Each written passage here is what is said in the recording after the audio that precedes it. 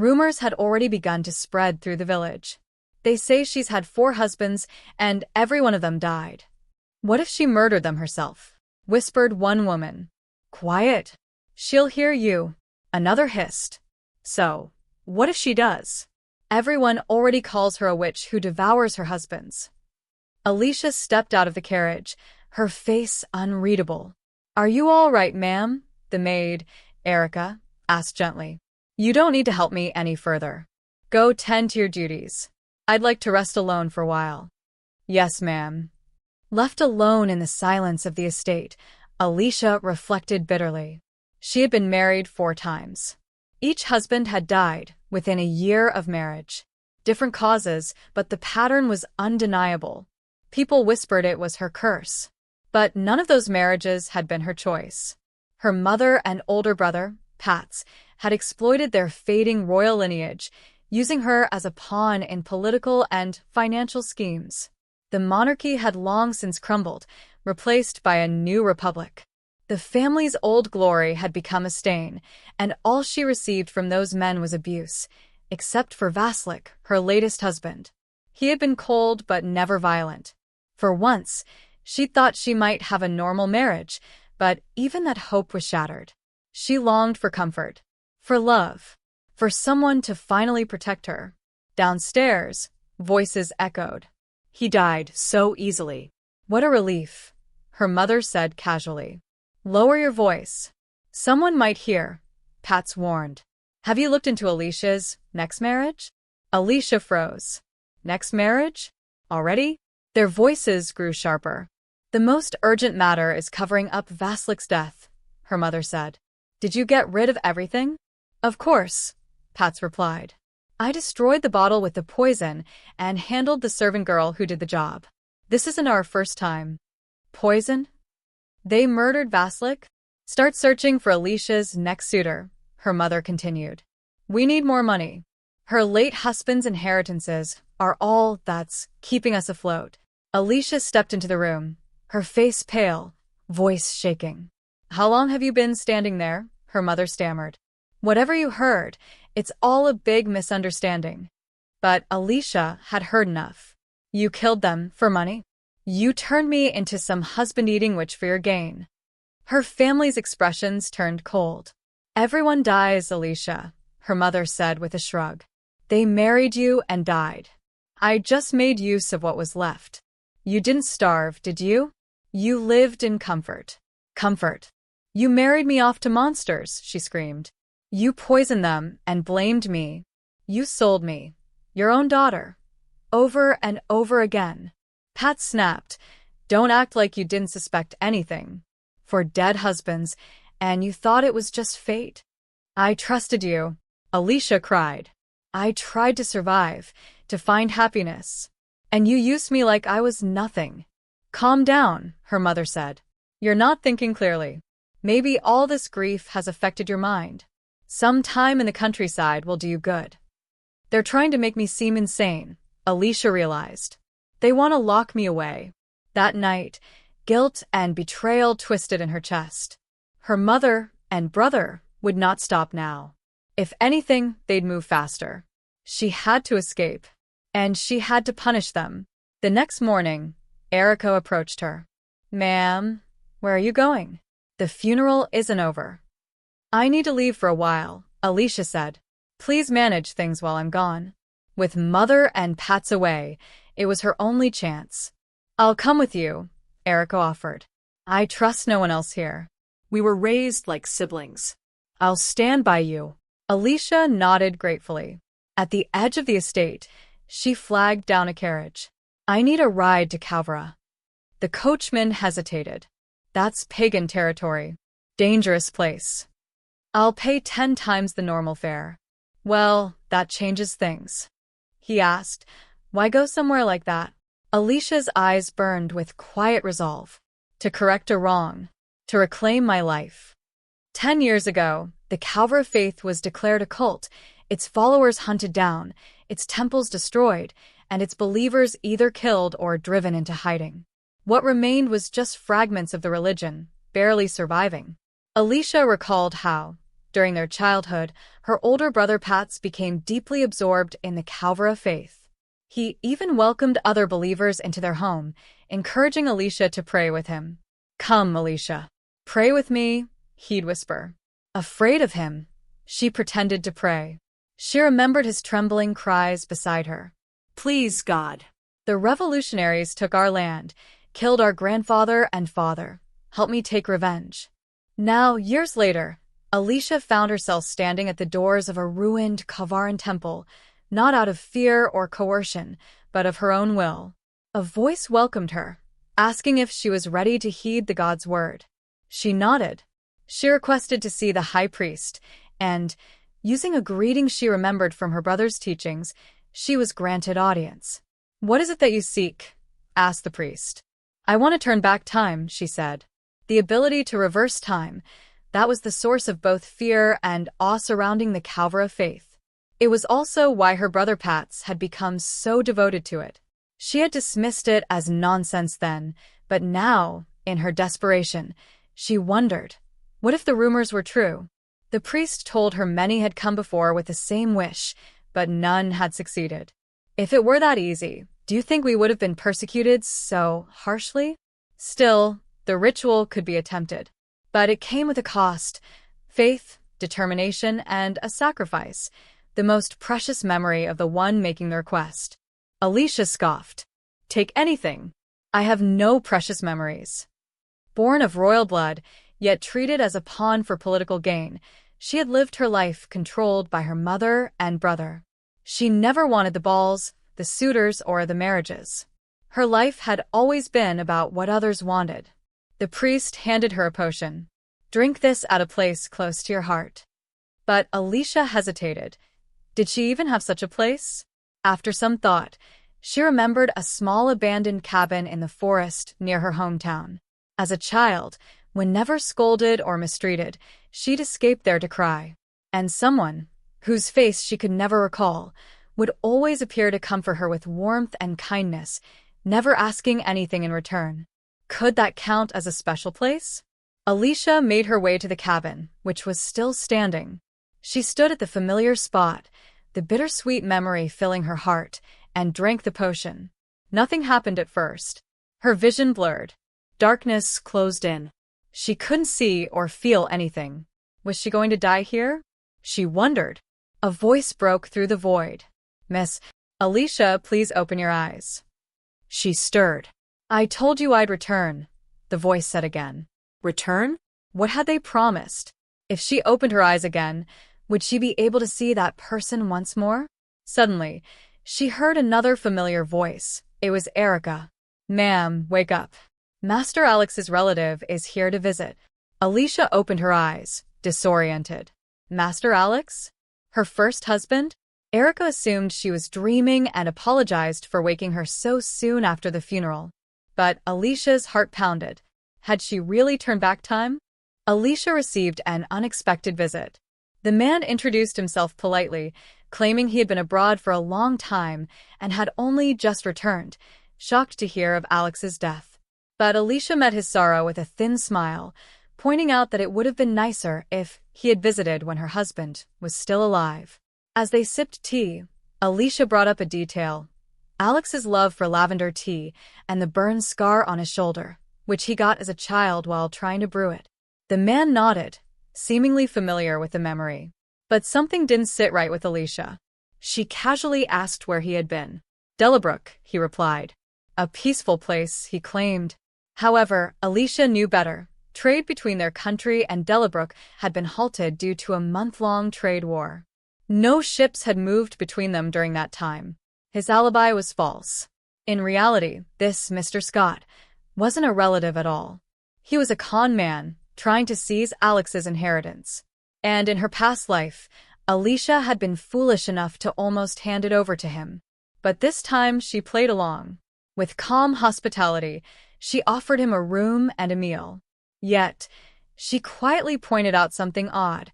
A man traveling such a long way to see a deceased relative, and not once asking to visit his grave. He flinched. After seeing him off, Alicia confessed to Erica that she was nervous. Despite already having lived this moment once, It was still nerve-wracking to face that liar again. Erica, surprised, asked how she had known he was lying. Alicia answered vaguely. It had just been a hunch. But the truth was clear. Scott had known too much about Alex. An upcoming investigation would prove he had never traveled abroad nor had any familial ties to Alex. In her previous life, Pats, her manipulative relative, had appeared out of nowhere and helped her handle Scott, only to seize control of the inheritance himself. This time, Alicia couldn't let that happen again. She needed to keep Pats far from her money. A realization struck her. Was it possible that Pats had recruited Scott in the first place? She had to act. She told Erica to help her get ready. She had somewhere important to go. Soon after, she confronted Pats directly, under the pretense of a casual visit. He welcomed her warmly, even brushing aside concerns about an impending meeting with Chancellor Tovsky. But Alicia wasn't fooled. She told him about the man named Scott who had visited her, pretending to be Alex's relative. Pats feigned surprise and concern, offering to meet the man. But when Alicia mentioned that Scott was already in custody, Pats's reaction, uneasy and evasive, confirmed her suspicions. She reminded Pats that he had once told her Alex had no family. And yet Scott had known intimate details about Alex's life, like his tea preference and the scar on his shoulder. It was now clear. Pats had fed that information to Scott, hoping the scam would allow him to control the inheritance once again. But Alicia wasn't the same naive woman she used to be. She made it clear. The con man would be investigated, and justice would be served. Pats tried to deflect, asking why any ordinary man would go to such lengths. His defense was weak. Alicia saw right through him. For the first time, she made Pats back down. He didn't challenge her, didn't mock her, didn't dismiss her. She had stood her ground and won. As she prepared to leave, Alicia asked Joanna, one of the attendants, about Pats's supposed meeting with the Chancellor. Joanna explained that he had been involved in charity work lately. Alicia was skeptical. Trash is still trash, she muttered. Back in her carriage, Alicia realized that while today's situation was under control, her family would soon try to marry her off again. But this time, she'd take the initiative. She wasn't going to wait for their plans. She would choose her next move. With sudden determination, she told the driver to change direction. They weren't going home. She was heading to the Dealerway Trading Company, not to shop, but to buy herself a new husband before her family forced another one on her. The Dealerway Trading Company was known as the Empire's most dependable source of information and odd services, boasting the slogan, "Trust us with your every request and problem." If something needed to be found or fixed, they were the people to turn to. One morning, Alicia received a telegram. "Where is it from?" she asked calmly. Her maid replied, "It's from the Dealerway Trading Company, ma'am." A spark of triumph lit up Alicia's face. "It's finally here," she whispered. A week prior, she had visited the company with a creative and entirely legal request to avoid being forced into another arranged marriage by her mother and Pats. Her solution? A contractual husband. She had filled out her request in full detail and waited. Now, her instructions had arrived. "Dear Mrs. Yes, your request has been received. You are invited to a masquerade ball at Verta Salon in 2 days. There, you will find a man wearing a bull mask. You are to attend dressed as an owl." Excited, Alicia called out, "Erica, Pick a dress for me." I'll be attending a masquerade ball, and I'll need an owl mask." She felt like she was finally taking control of her destiny. Meanwhile, elsewhere in the capital, her mother, Mrs. Beatrice, was already working to set up a second marriage for Alicia. She met with Mrs. Orlando, lamenting how her daughter had been widowed after just 1 year of marriage. "It's a tragedy," she sighed. "You introduced me to Alex, such a stable and dependable man. Please help me find another like him." Mrs. Orlando hesitated. "But this is so soon." "Oh, you know how hard it is to be an unmarried woman," Beatrice pressed. "You will help me, won't you?" Privately, Mrs. Orlando saw through the charade. Beatrice had practically sold her daughter the first time for money, and now she was trying to do it again. To smooth things over, Beatrice handed her a lavish gift. We're friends, aren't we? Mrs. Orlando gave a polite smile. Well, there is a young baron from the countryside. Very wealthy. He's already inherited his title. Beatrice frowned. From the countryside? Mrs. Orlando reassured her. Royalty or not, he's rich. And he has a certain reputation with women, lots of them, actually. That just means he's attractive, Beatrice said with a smirk. But would he even be interested in my daughter? Oh, yes, Mrs. Orlando said.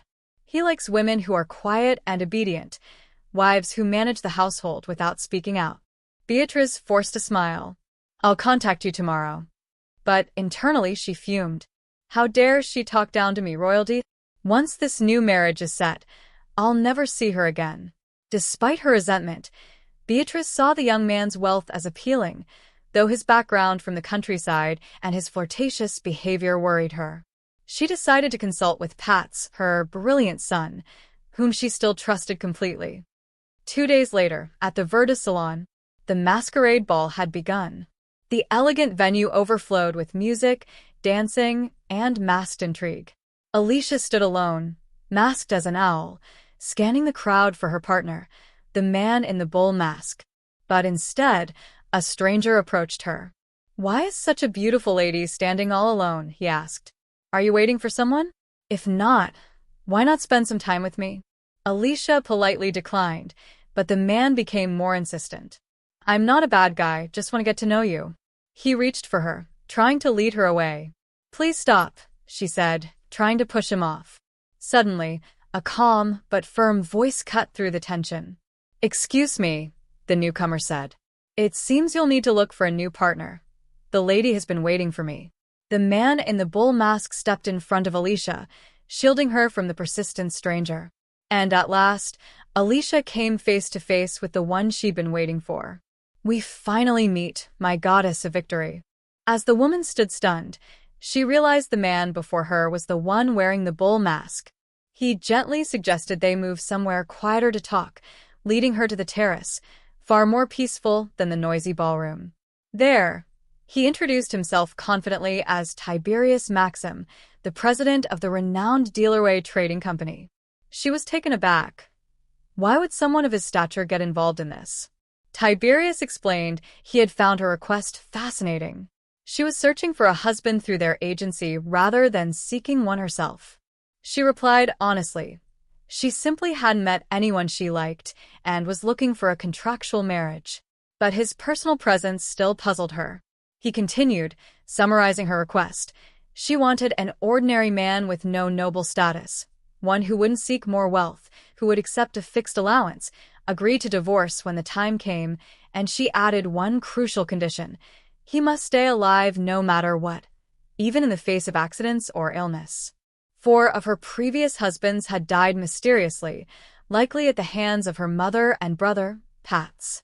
She didn't want another man who'd be dead before the wedding vows were even exchanged. Tiberius, unbothered, accepted the request on behalf of his company, and then shocked her by declaring his own intention to become her husband. She was speechless. Him? The president? He clarified. He was a commoner, wealthy enough to not covet her fortune, well-versed in weapons, cautious to the point of paranoia, and healthy. He met all her criteria. Her mind reeled. He truly fit the description, but why would someone like him be interested? Tiberius laid it out plainly. If they were to marry, he didn't want a distant partnership. He wanted to live as a true couple, share meals, sleep in the same bed, learn from each other, and fulfill their marital roles sincerely. She questioned his motives.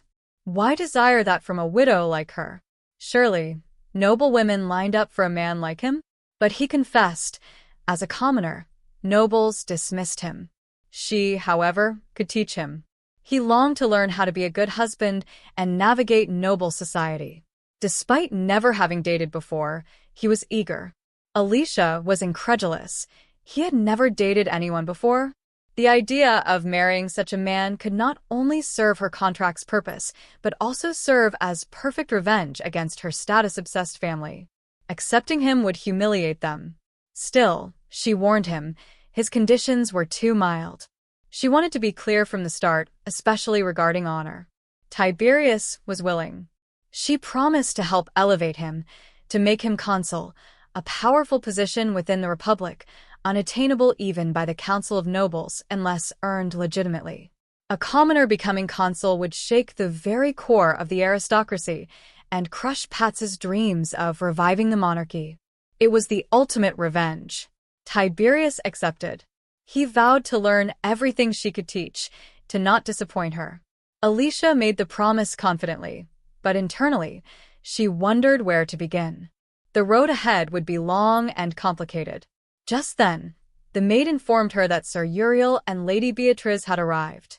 Alicia had something to deal with before starting Tiberius's education.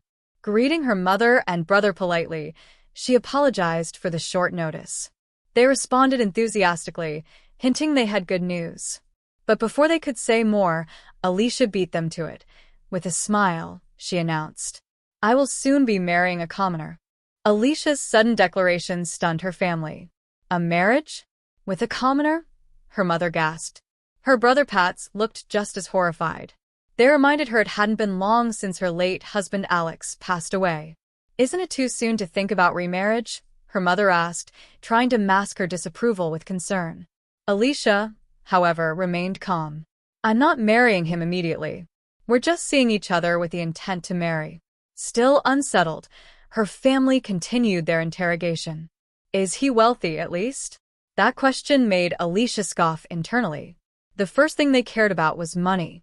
"After losing my husband, this is what you ask? Whether the man I'm seeing is rich," she thought bitterly.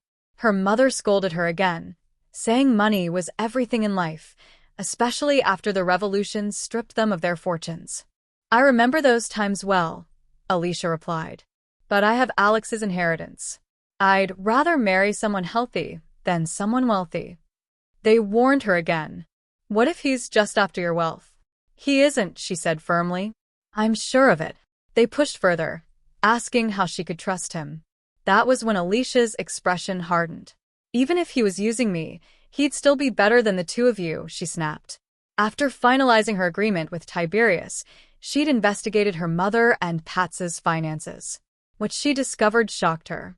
They had been living luxuriously off debts created in Alex's name, right up until his funeral. "I'm an adult," she reminded them. "I don't need your permission to marry or divorce anymore." Her mother softened her tone, claiming she was only worried. "Then you'll meet him soon," Alicia said. A maid entered to remind her of her next appointment. She offered to call a carriage for her mother and brother, essentially dismissing them. "But we just got here," her mother objected. "Why don't we spend time together? Drink tea? Pick out dresses?" That version of Alicia, the obedient daughter who played along to please her mother, was gone. "We didn't make such an appointment, Mother," she said coolly. As they departed, Alicia watched with a hidden determination. "One day, I'll make you cry. I'll make you tremble at the sight of me," she vowed to herself. Outside, her mother and Pats worried. "She's changed," her mother whispered. Pats nodded. It must be that commoner's influence. The Alicia I knew wouldn't speak like that. They reminded themselves she was the last princess of the monarchy. Being seen with a low-born man would damage royal dignity.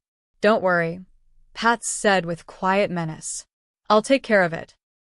Later, Alicia met Tiberius at one of Dealerway's new dessert cafes. "Sorry I'm late," he said. "No worries, I just arrived too," she replied. They ordered chocolate drinks, which were famous at the shop. Normally, such items required long waits, but Tiberius had them brought out instantly. "You're my fiancé now, after all." Alicia stared at him. He seemed too good to be in a mere contract marriage. "You were drinking coffee," he noted. "You don't like tea?" "No," she replied. "I prefer coffee." He smiled. In some countries, coffee even sparked revolutions. She found him surprisingly knowledgeable. "You're smarter than you seem. Do we even need these lessons?" "Yes," he said seriously. "This isn't just a lesson." Tiberius reminded her they were engaged. "We need to start dating." "This is a date?" she asked in surprise. "If we're dating, we should go on actual dates. Teach me everything. I'm a fast learner." That shook Alicia. She had promised to teach him everything, but realized she had little real experience in love or marriage. All her previous husbands had been arranged through her mother or Pat's. She'd never even shared a bed with any of them. Health issues, lack of attraction, jealousy. There had always been an excuse. As she wrestled with her thoughts, Tiberius leaned forward. "There's something in your hair," he said, reaching toward her. His action triggered a traumatic memory of her third husband, Donison, who had abused her. Startled, she recoiled. "Please ask before touching me," she said. Tiberius immediately apologized. "I thought this was acceptable between lovers. But I'll always ask from now on." Alicia noticed a hint of bitterness in his voice and wondered if she had hurt him. Just then, a familiar voice rang out. "Alicia, is that him? Who is this man bothering you?" She turned in disbelief. Pat's. Her brother had followed her. Pat sneered with clear disdain in his eyes. To him, Tiberius looked like nothing more than a useless commoner. He couldn't understand how Alicia could possibly consider someone like that worthy of her affection. His outrage only grew when Alicia stood her ground and boldly introduced Tiberius as both her lover and her fiancé. Pat mocked the idea, scoffing at Tiberius hiding behind Alicia. He accused her of behaving disgracefully to attract a man like him. Tiberius, calm but firm, admitted he came from humble origins, but reminded Pat that speaking respectfully to one's family, especially to a sister, should be the least one can do. That didn't sit well with Pat, who exploded with anger, accusing Tiberius of being drawn to Alicia's inheritance. But before things escalated further, Tiberius formally introduced himself, Tiberius Maxim, affiliated with the powerful Dealerway trading company. At first, Pat called him a liar, until he noticed Tiberius's gold-plated business card. The card alone, something only high-level executives at Dealerway possessed, silenced him. Realizing he might have made a mistake, Pat quickly tried to backpedal on his accusations. But Alicia had enough. She commanded Pat to leave, making it clear she was standing by Tiberius. When Pat insisted he was only looking out for her, Alicia warned that if he continued his behavior, she would be forced to take action. Furious, Pat raged about being cast aside for a man, reminding her of everything he and their mother had done for her. But Alicia remained firm and calm. She threatened to call security, accusing Pat of verbally assaulting Tiberius and even laying hands on her, a noblewoman. With witnesses all around, jail was a real possibility. Shocked, Pat tried to appeal to their sibling bond, but Alicia didn't deny it. She simply asked him to leave quietly. She promised to introduce Tiberius officially another time, on her terms. After the dramatic scene ended, Alicia apologized to Tiberius for the encounter. But he waved it off. He didn't blame her for what had happened. Still, he asked why she felt responsible. Alicia was quiet for a moment. She remembered her past, always being blamed in her family. Tiberius offered support. If anything like this happened again, he would defend her. But if she ever faced such a situation alone, he wanted her to do what she thought best. With a wry smile, Alicia teased, could she break Pat's hand next time? Tiberius was alarmed, calling it a terrible joke. She then asked, half serious, if she could rely on the law instead, even though she believed the law rarely protected her. He replied softly, it was still better than becoming a murderer. As the evening came to a close, Tiberius handed her a package, desserts from the store she hadn't gotten to enjoy earlier. Alicia thanked him warmly. When he reached for the wrong spoon at the table, she corrected him gently, amused at his lack of noble manners. Still, when he brushed her hair from her face, she felt his genuine affection. It was clear he was learning how to love, even if he didn't know how to act like nobility. Finally, Tiberius asked about meeting Alicia's mother, reminding her that she seemed eager for approval earlier. But Alicia clarified this wouldn't be a normal wedding. She didn't need her mother's blessing. Their wedding was already set. In 2 months, Alicia and Tiberius would be married. Nothing would stop it now. Tiberius had sent a thoughtful letter asking if Alicia's mother was feeling better. Alicia replied honestly to herself. Her mother was fine, merely feigning illness. It hadn't been hard to inform her mother and brother, Pats, about the wedding date, but upon hearing it, her mother made a dramatic scene. Trembling and collapsing, she accused Alicia of betrayal. Her mother began acting sick and refused to leave the estate. Thankfully, Pats had returned home. Alicia found it hard to believe that suitors were showing up for her again, just like in the past when her mother and Pats arranged her second marriage. She kept that part of her past hidden from Tiberius. Outwardly, she replied that her mother was well and suggested they meet that evening. Their wedding day was approaching quickly. She instructed her maid, Erica, to send the message to Tiberius. When Alicia asked about her mother's whereabouts, she was told Lady Beatrice had just gone for a walk in the garden. So much for being sick. Alicia decided it was time her mother returned home. She was well enough to walk and enjoy the blooming garden. Surely she could leave. Lady Beatrice, meanwhile, was planning to host tea with Mrs. Orlando in that same garden. Alicia internally noted it would also be a perfect wedding venue. But as soon as Alicia mentioned the wedding again, her mother feigned dizziness. Alicia pointed out that the doctor had declared her healthy. Her mother dismissed the doctor's words, insisting she alone understood her body. Playing along, Alicia told her mother to rest somewhere she felt most comfortable, back at her own house. She had already packed her mother's belongings and even prepared health remedies, despite the doctor saying there was no need. When her mother protested, saying she felt too ill to leave, Alicia remained firm. She summoned Chris, the servant, to help Lady Beatrice to the door. Her mother pushed Chris away and begged Alicia to assist instead. Alicia did, and once outside, her mother made one last attempt to emotionally sway her, pleading that Alicia at least meet with a suitor. Alicia was frustrated by her persistence. She firmly reminded her mother that she was already seeing someone and intended to marry him. But her mother wasn't giving up. She insisted Alicia should explore more options before settling down. When Alicia stayed firm, Lady Beatrice lashed out, calling her ungrateful and difficult. Yet once Alicia agreed to meet the suitor, just for tea, her mother suddenly recovered and left the estate immediately.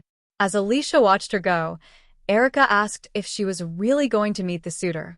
Alicia replied that she'd only stay for a cup of tea. Erica worried about how Tiberius might react. What Erica didn't know was that Alicia and Tiberius were in a contractual relationship, not a real romance. A clause in their contract stated they wouldn't interfere in each other's private lives. Technically, this meeting with another man wasn't a violation. Still, Alicia felt uncertain. Would Tiberius care? Erica was sure he would. To her, Tiberius was Alicia's lover. Why wouldn't he be upset? Later that evening, as Alicia prepared to head out, she was surprised when Tiberius arrived unannounced. "Good evening, dear Alicia," he greeted warmly. He said he came to pick her up and couldn't wait. But when Alicia saw what he was wearing, she was horrified. He had dressed in his finest, just not by noble standards. She quickly asked if he had gone out in that outfit. He had proudly visiting the Viscount and attending a company meeting. She canceled their dinner plan and instead suggested they head straight to the Dealerway Trading Company. Tiberius looked deflated. He had put effort into his outfit and was disheartened to learn it was inappropriate. Still, her smile reassured him that maybe it wasn't such a bad decision after all. Before she could dwell on that moment, Alicia admitted she had something important to tell him. She had agreed to meet a suitor. Alicia looked directly at Tiberius and calmly said, "I agreed to meet a suitor." Tiberius' expression remained composed, but inside, emotion stirred. Though he tried to brush it off, a part of him felt uneasy. Was it jealousy? He couldn't quite place the feeling. After all, wasn't this supposed to be a contractual marriage? Alicia noticed the tension and apologized. "Please don't be disappointed. I didn't mean to make you uncomfortable. I only agreed because of Mother's pressure, but I shouldn't have. This arrangement between us doesn't justify doing things that might upset you." Though she couldn't cancel the meeting since it was already set for tomorrow, she decided to make things right. "Tiberius, would you be free for dinner tomorrow?" "I will make time whenever you want," he replied sincerely. "Then come with me," she said with a slight smirk. "Join me on the date." Tiberius blinked in surprise. You're inviting me to come to the meeting with your suitor? Yes, exactly that. The next morning, as Alicia prepared to leave, she found Chris and stopped to speak with him. I'm sorry about how my mother behaved yesterday. Her treatment of you was unacceptable. Chris smiled politely, brushing it off. It's all right, ma'am. It's not the first time I've encountered such behavior. I understand that Lady Beatrice sees herself as royalty, even if she isn't part of the actual bloodline. That comment struck Alicia. Memories of the past rushed in, how her family barely survived the revolution while others in the royal line were executed. Her grandparents and father were killed, but she, her mother, Paz, and Lind had been spared. The loss of status and wealth had deeply affected her mother, who still clung to their former nobility. As she stepped out, Alicia couldn't help but reflect, we live in a republic now. Status means nothing. Times have changed. We're all equals. Chris bowed politely as she departed. Please don't take yesterday personally, she added. Later, Alicia met with Tiberius. He reminded her gently, let's stay discreet, remember? Their rendezvous felt almost like a secret mission. Alicia even joked about how it felt like they were undercover detectives investigating a cheating husband. The whole situation was ridiculous, but oddly exciting. Once again, Tiberius had dressed up, this time with a new cravat, thinking it would impress her. Oh no, Alicia laughed. That cravat is worse than yesterday's. I think fashion should be your first lesson, not etiquette. Tiberius smiled. Then maybe you should choose my outfit each morning once we're married. Soon, the man she was supposed to meet arrived, her second husband from the past, Nick Voldrak. Nick arrived late, apologizing for a supposed carriage accident. He immediately began blaming her for their past, accusing her of being unfeminine and the reason he sought comfort in other women. Alicia was composed but sharp.